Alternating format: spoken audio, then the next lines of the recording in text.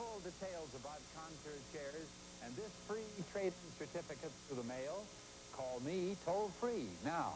Call toll-free 1-800-635-0800. That's 1-800-635-0800. Call toll-free. Call 1-800-635-0800.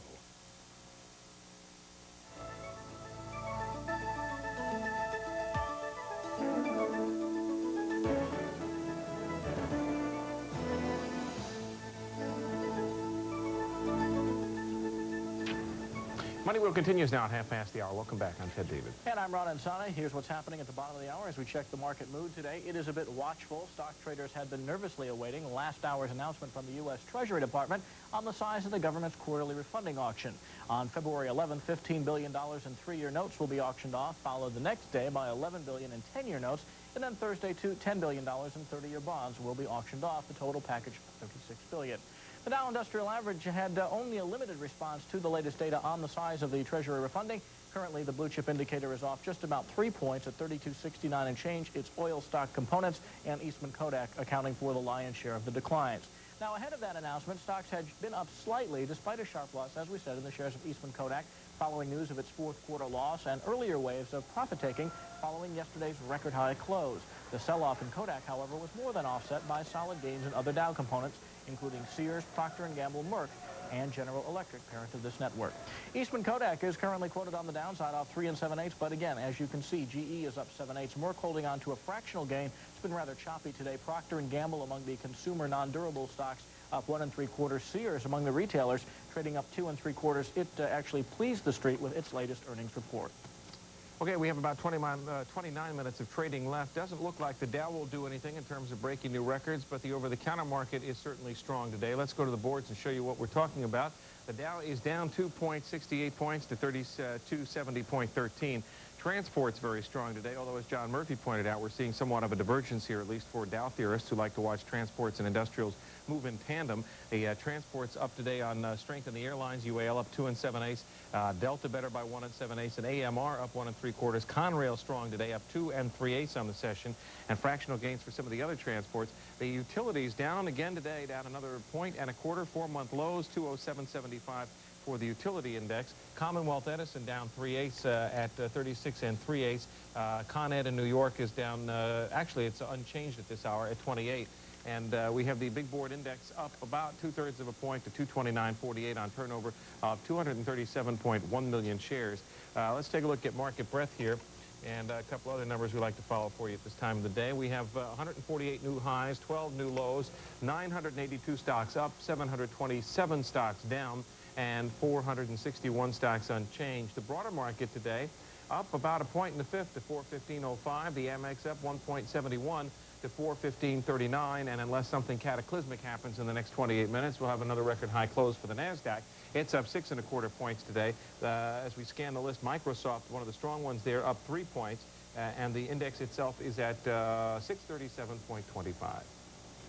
30-year Treasury bond, after digesting the news of the refunding, up 6 ticks now at 102 and 30 seconds. The yield back down to 7.73%. In money politics today, the rising cost of health care. President Bush is preparing to unveil a health care package tomorrow in Cleveland. And according to the Associated Press, the president wants to give $100 billion in vouchers and tax breaks to poor and middle-class Americans, that in an effort to help them pay for their health care bills. Mr. Bush wants to pay for the plan by curbing growth of government programs such as Medicare and Medicaid. Republicans say the plan will give all Americans access to health care coverage. It will be good. It isn't just a political gimmick, and it is paid for. You know, there's 600 health care plans in Congress right now, which means some people are covering their butt twice. President Bush would reportedly abandon a proposal to tax employer-provided health care benefits. Now, Democrats argue that the rising cost of health insurance will still prevent many people from being able to afford coverage under the president's plan. Meanwhile, conservative House Republicans offered their own solution to the nation's health care problems, a separate plan from the president's. The conservatives want to allow individuals to set up medical savings accounts, which would be similar to IRAs. Joining us now to give us his take on the health care issue is Ira Loss, Vice President with County NatWest's Washington Analysis Division, and he comes to us live from our Washington Bureau. Ira, thanks for being with us today. It's my pleasure. First of all, what do you make of these latest details from President Bush as reported by the Associated Press? Will they, in fact, solve the health care crisis in this country? Well, probably not. It's hard for me to imagine that Congress would enact a program that the president has proposed. The Democrats who control the Congress have programs that move in a totally different direction. All right, does the president's program, as we understand it right now, address the most important issues that, in fact, involve rising costs, not the least of which are rising insurance premiums, rising drug costs, and rising costs for hospital service as well? Well, there is some belief that if everyone had insurance, it would take some of the inflationary pressures off the system. Because those that do not have insurance now are being subsidized by those that do. It's really an untried theory, but it looks good on paper. What's your analysis of the situation, though? Home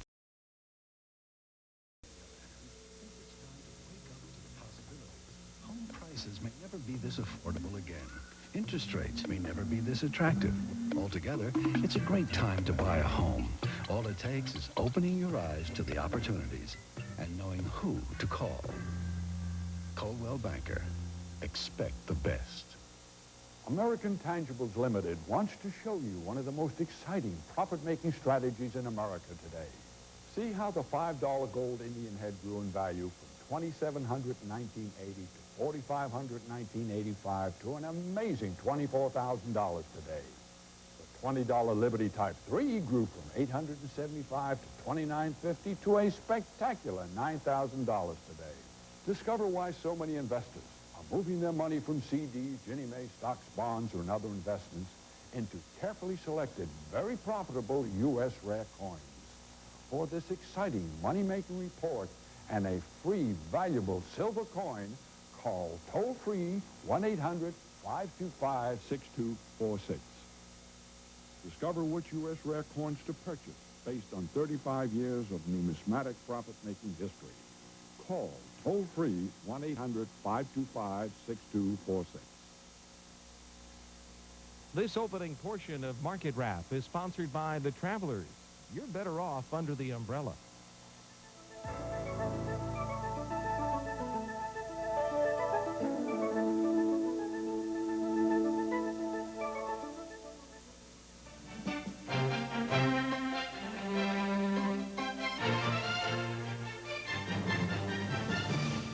Good afternoon, everyone, and welcome to Market Wrap. I'm Neal Cavuto. My friend Bill Griffith has the week off. Well, no shockers out of Uncle Sam, but some subtle changes just the same. The Treasury going ahead and cutting the amount of 30-year bonds it plans to sell in next week's quarterly refunding. The idea, widely trumpeted, is to shore up more support for the longer end, boosting prices and bringing down long-term interest rates. The Treasury moving in that direction today, cutting back the amount of 30-year bonds to $10 billion from $12 billion in last November's refunding. Most of the slack will be made up in the 3-year side, where the total amount of 3-year notes will be $15 billion. That's up $1 billion from the last refunding. The 10-year, meanwhile, makes up about $11 billion of the auction, down $1 billion from just 3 months ago. Market reaction to the auction news largely subdued, but generally positive. The long bond on the day up about 7 ticks, picking up about 9 ticks after the release of the refunding details. Up almost at 103 with the yield down to 7.73%. Well, the stock market was generally higher on hopes for an economic recovery early on, but the blue chip issues were restrained by earnings weakness for key Dow component Eastman Kodak. You might recall that in the fourth quarter, Eastman Kodak's earnings fell about $400 million. Let's look at the unofficial closing numbers from Wall Street and take a gander at what we're looking at.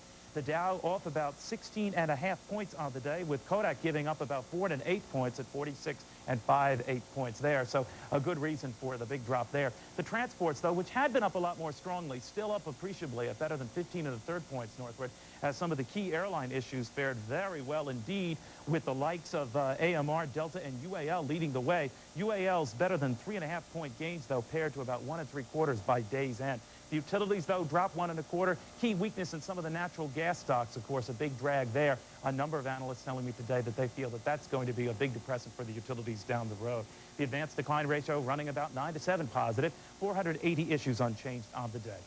Moving on here and taking a look at the S&P 500, down fractionally to 413 2/3. The American Stock Exchange picking up 1 2/3. We had some strength in the oil, and oil represented issues there, and also in oil itself, 415.29. The NASDAQ hitting, I believe that is a new record, 560 to the north side there at 636.60. It is a record because we hit 631, and that was a record just yesterday. All right, well, the White House's chief economist says that the economy will probably grow only 1% or less in the first quarter. But Michael Boskin says he thinks that low interest rates will bring improvement in the second and in the third quarters. In its annual report, the White House Council of Economic Advisors projects 2.2% growth for the entire year, but only if President Bush's recovery package is adopted by Congress. If it is not, the council says that the economy will grow only 1.6%. Economists say the gains in productivity will be needed to maintain steady growth, and in the fourth quarter, U.S. non-farm productivity did pick up, but not much, 1.1%. Payne Weber's Maury Harris says that's promising, but others argue that it's not enough to do the job. Okay, joining us with his read on the stock market as well as his particular stock picks is Eugene Peroni. He is First Vice President and Director of Technical Research over at Janney Montgomery Scott. Hello, sir. Always good to have you. Thank you. You know, one of the things here that you had mentioned in your latest report, Gene, was this idea that unlike a lot of the real aggressive bulls in this market, you kind of see a limited upside here to the market, don't you? Yes, I do. Over the near term, I do, yes. Last Tuesday, we had a big run-up before the State of the Union address. The following day, we had a reversal, the 3,300 area. Yesterday, we had a run-up to a new high. Today, we have a bit of a reversal. So we're beginning to see signs that the market is tiring and the monetary-driven momentum is beginning to abate.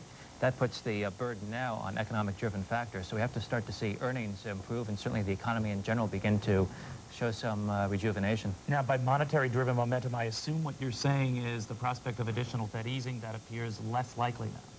I'm skeptical that even if we do get some more Fed easing, that's going to drive the market a lot higher unless investors begin to also perceive that this, in fact, will begin to translate quickly into better economic revitalization. Okay.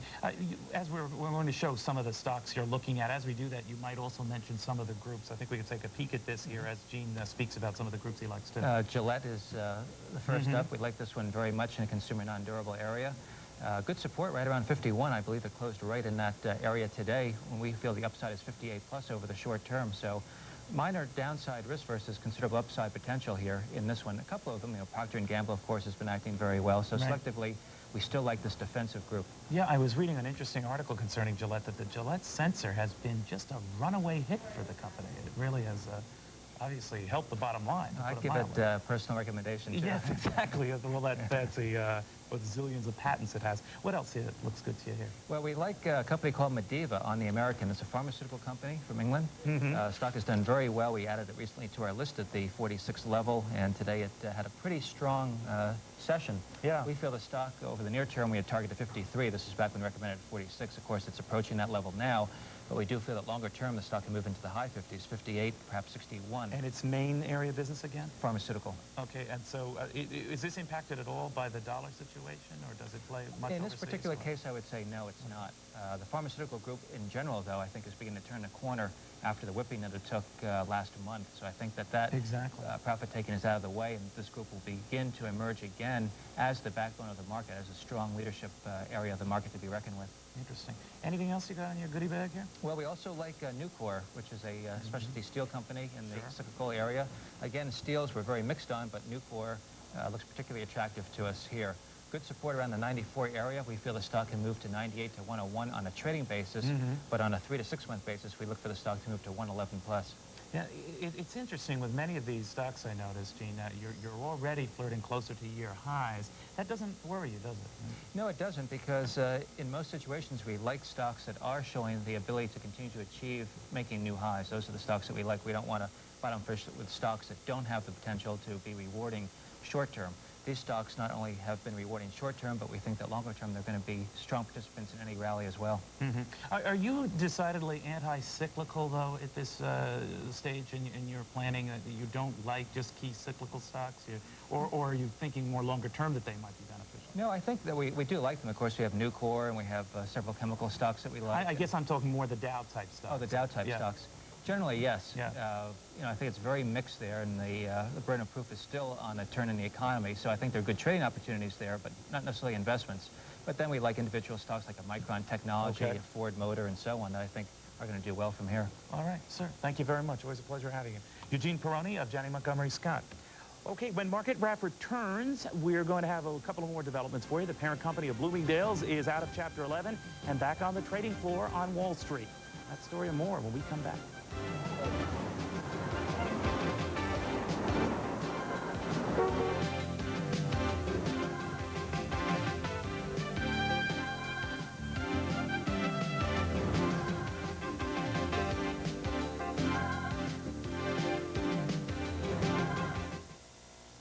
Today's Market Wrap is sponsored by Fidelity Investments.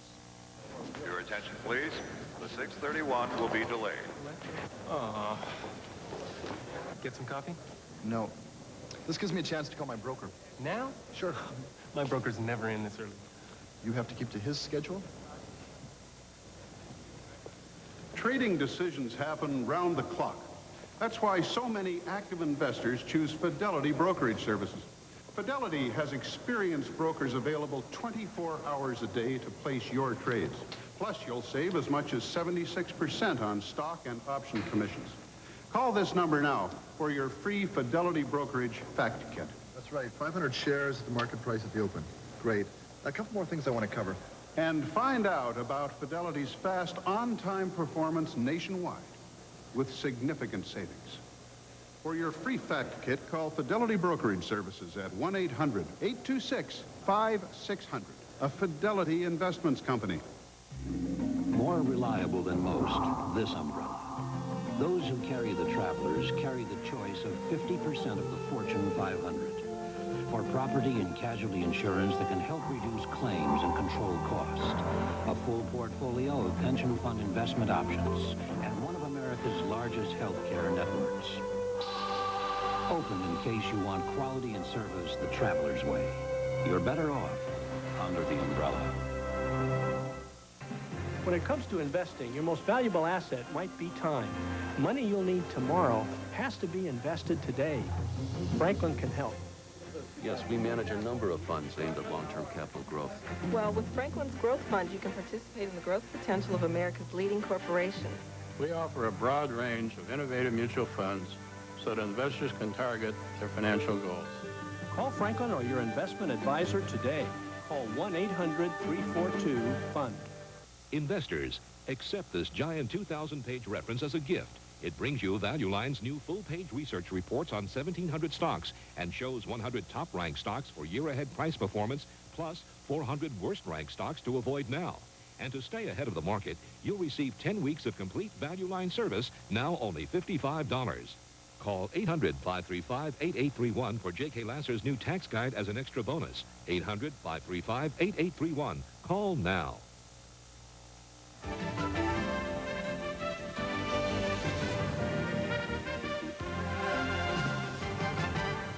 Okay, before we check the rest of the day's news, just want to update you on another earnings number we have out for you concerning Louis Galoob Toys. Latest earnings show a 7-cent loss per share in the latest quarter, fourth quarter, versus a $1.84 loss in the same period last year. The stock before this news was released up an eighth at 5 3/4 points today. Let's take a look at how the markets performed a little more than a day after hitting a record closing high on the Dow. The Dow skidded back today, thanks in large part to a big loss in Eastman Kodak, which on the day was down about 4 1/4 points. You might recall that Eastman Kodak said that it was going to experience a $400 million loss in the fourth quarter, that it had experienced that, and that prospects looked rather difficult in the first quarter through the second quarter of 1992. That was a big chunk of the 15.21 point loss we had in the Dow today, 3257.60. The transports, though, up 14 3/4 points to 1383.03 on the day, thanks in large part to strength in the airline issue. The utilities, though, despite the bond market's performance, off 1 1/4 point. But Tom Friedrich of Friedrich & Associates reminding me today that 4 of the key components in the utilities are natural gas players, such as Consolidated Nat Gas, Arkla, Panhandle, and Pacific Enterprises. Pacific Enterprises, of course, recently cutting its dividend, and less of a big factor here with the prospect for the utilities, particularly the nat gas players, decidedly less than it was. Federated Department Stores, meanwhile, is out of Chapter 11 now and back on Wall Street.